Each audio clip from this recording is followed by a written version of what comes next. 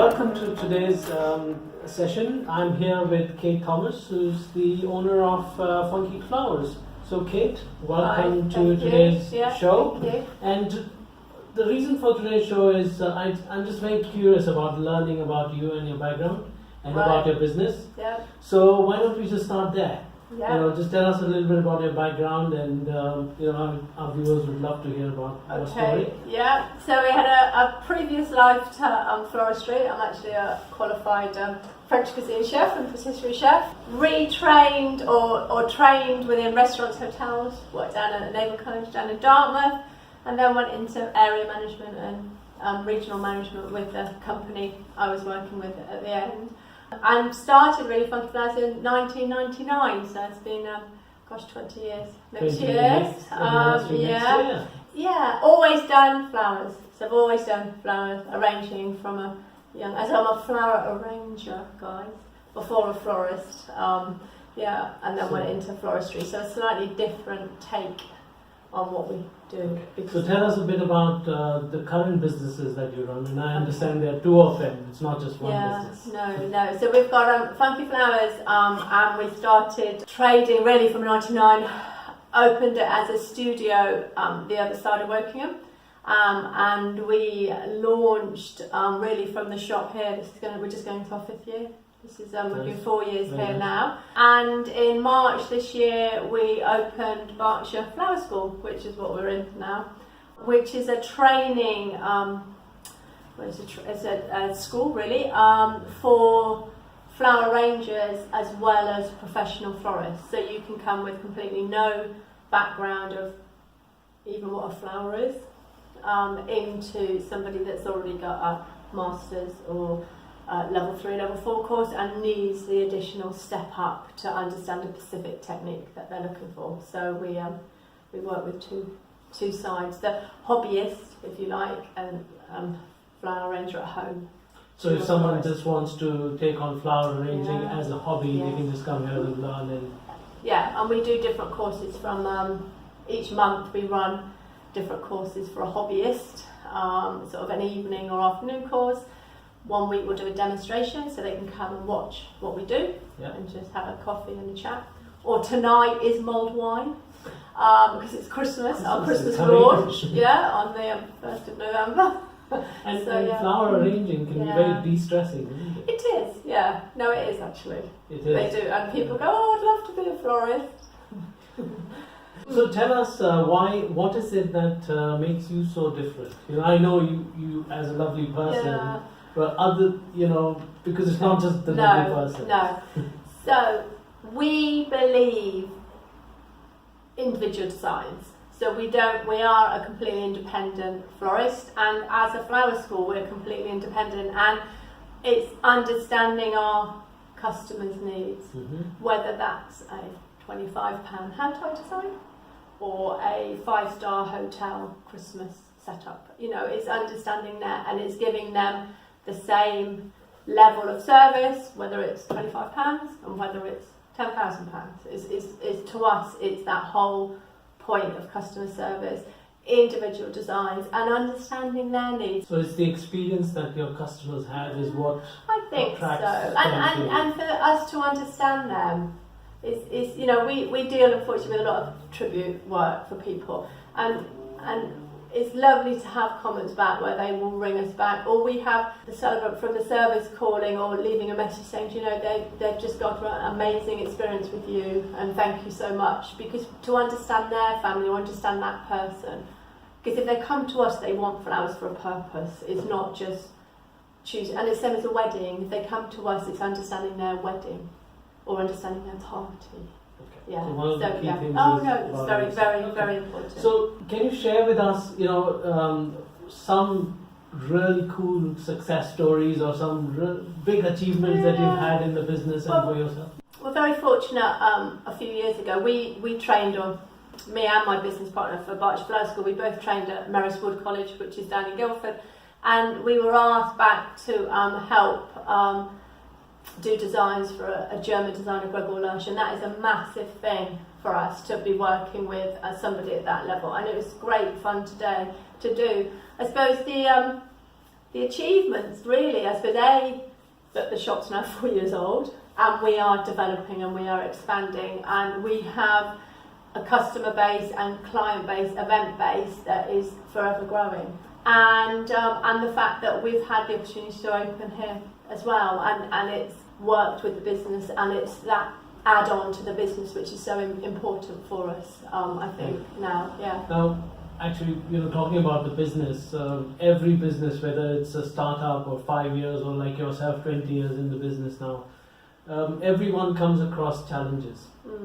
isn't it? And that's as real as life is, because life is full of challenges. Yeah. So can you share with our audience today about the kind of challenges that you've had, and what is it that you have done, your own resourcefulness, your friends, and what is it that you actually did to overcome them? Okay. Gosh, challenges. There's lots of different challenges, aren't there? And you could pick on one particularly, but I'd say for a business, honesty. The most important thing you can be is honest. Honest with your team. So if you've got a problem, that you let them know there is a problem, because your team will work with you. They're not against you, and if you've got a good team working with you, they will help sort out your problem. So that's the main thing. And also let the client know. For goodness sake, be open. Let the client know there's an issue, that you're resolving the issue, and what you're going to do. And whether that's, unfortunately for a bride, that the lily of the valley isn't available in May because it's too hot, and we will find them an alternative, or whether it's a corporate client where actually, God, darling, that really isn't going to hang from that ceiling point, and we will look at something else for you. Going into, we've got an issue with the shop, somebody's off sick, we need to pull somebody else in, and I think if you're honest with your team, they will help you. And we've had problems, we've had struggles this year that we won't go fully into, but to have a team that will help you and support you is the main thing in your work. And I mean that seriously, that is the main thing that you want, is a team. And whether you're a one-man band, it's having your person you live with, or the person that's supporting you or helping, to have that group of people that you can gradually build on and have to support you. Okay. From networking, from a coach, from whatever, is really important. Yeah. Nice. Okay. Yeah. It's nice to hear. Yeah. Because being resilient in business is one of the biggest skills you can have. Yeah. Smiling, laughing a lot. Laugh through it. Because stuff happens and then you just overcome it. Yeah, I think so. Yeah. So having been in business for 20 years now, if someone were to start a business now, what kind of advice would you like to give to them? If you're looking at a place, if you're thinking I'm going to set up a shop, or I'm setting up offices within a high street or within an area, you need to make sure that it's a viable location. There's so many people that I think, oh, that looks nice, it will be fine, they'll come, and they will not come. If it is not visible and not an area where people know about and will come to, whatever you do with advertising, it will not help, because we've had people unfortunately who failed in business because they've been hidden away and people didn't know about them. So I think that would be the first thing. B, think of your company name, whether it's yourself or whether it's a specific name. We've chose Funky Flowers. Some people thought it might have been the wrong name initially, but we do all types of flowers. It's not just funky, I think it's more unique, independent, just flowers that are different, or the flowers we use within design are funky or a bit unusual. So that's quite an important business name. Sometimes alphabetically, actually, is really important, where you are on the alphabet, if it's a search engine and they go on alphabetical, that's quite important, I think, as well. And then, web designer, get yourself a good web designer, whatever you do. And I think, and understand it a bit. And actually, join a business group. Because even just as a visitor, because there's so many people that you can have a support network from that. And I think that's, as a new business, to ask questions, go and ask questions from other businesses. Absolutely. Yeah. I think don't be scared. We have people that will come in that aren't necessarily in business as a florist, but I'm more than happy to give them a direction of what to look at or what to do, because that's what you do, isn't it? Yeah. One thing I'm keen to understand is that it's the 20-year time frame. And in 20 years, life has completely changed. Yes. The way we live, the way we operate, the way we go to market. Yes. So how have you evolved as a business, and you personally, in the last 20 years? I've got 2 children now. 17 and 18. That's the difference, isn't That's it? a big difference. Oh gosh, the internet. We didn't have, when Yeah, we back first in our started days, in it our was never day, darling, there wasn't even an internet around. So it was initially getting a website. There was all of a sudden, actually, do you think this might be kicking off and we might need one? So I think that was the massive change. And for flowers, for us as florists, to not have to get up every morning and go up to market and physically pick your flowers. We can now open up a laptop in the afternoon when the auctions have closed, see what's coming into market and book it, and that can either be delivered to us, or I still go up to market because I choose to. But that's massive So that's for becoming us. optional. Oh my instead of lord! must. We don't have to go up daily. The previous owners of where we are as a flower shop, she was up there every other day to market at 4 o'clock in the morning to buy flower. Flowers to you. And how has it changed on the customer side?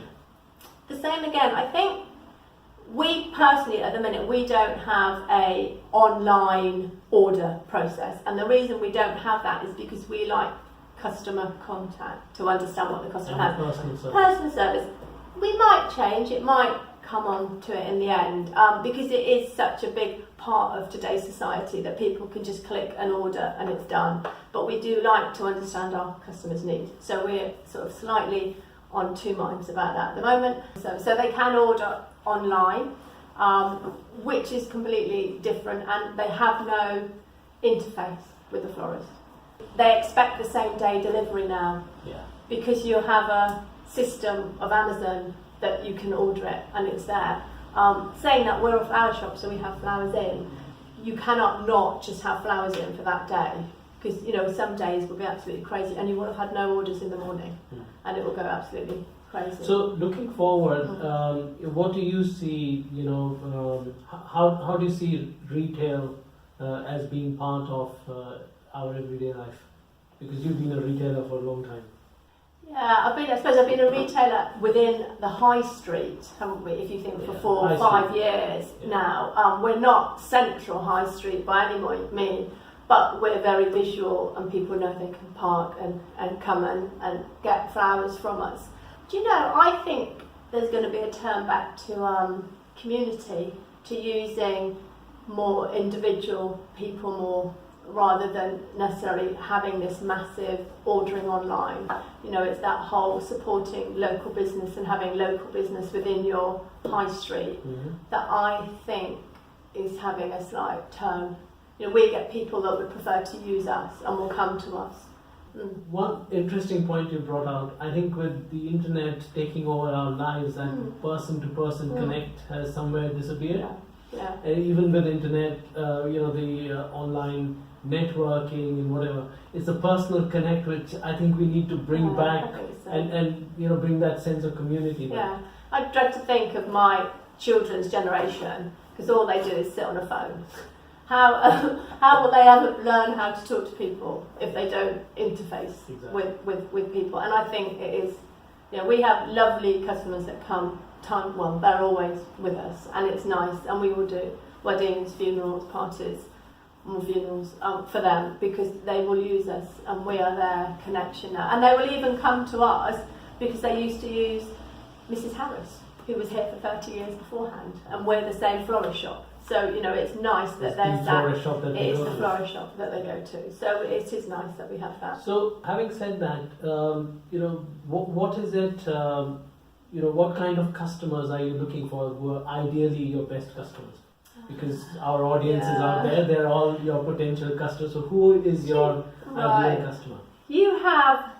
I think there's so many, for a florist shop now, there's so many different areas you can go into. So you have your walk-in customers and general customers that will come and collect flowers from you, and those that will order. And they will be your, in a way, just the general people in and out or needing a service. So whether that's prom flowers or whether that's a funeral flowers or a party flowers that will come in and talk to us. So we have that side of our business. We then go into obviously the event side and the hotels. Yes, we'd love to get some, we're always looking at for very beautiful, bespoke, boutique style hotels. But it's understanding their needs and giving them a service that if they have a little problem or they've forgotten something, that we will help them, and we will go on beyond, whatever we can to help them and support them through that, and take a meeting and organise stuff. We have designs going out tomorrow that was ordered yesterday for one of those clients. So, but it's just that whole understanding that customer. Okay. And then you're going into the flowering demonstrations. We teach, we demo, and then obviously we've got the flower school. So there's a massive range, and then attributes, but that's a different story that we'll talk about.